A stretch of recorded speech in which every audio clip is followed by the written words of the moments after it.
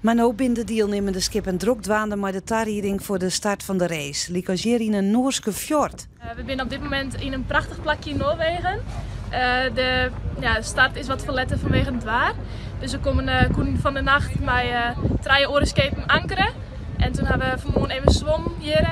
En zegt het helemaal van beneden het mooie uitzicht. En krijg ik mastklom. En toen zegt het hele uitzicht helemaal van boven. En ja, het is hier echt prachtig en de ervaring is echt geweldig. Nevens de organisatie in Haans wie uitvaren met het binnenwaren net verantwoorden. Maar saffele jonge leerlingzielen on boord.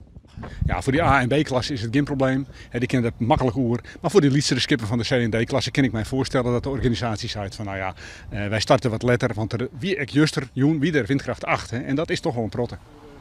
In Haans worden de laatste puntjes op de i zet. De organisatie tekent de laatste listplakken in en de haven wordt nog even goed op jip gebracht. Dat mat ik wel, want netjes steende de vertraging binnen de skip en vreed op het tiet in Haans. Gewoonlijk dan heeft 2 waypoints onderwijs, één aan de Deense kust, één aan de Schotse kust. En die waypoints hebben ze nou futhellen. Dus het zal net uitmaken en ze zijn op tiet in Haans.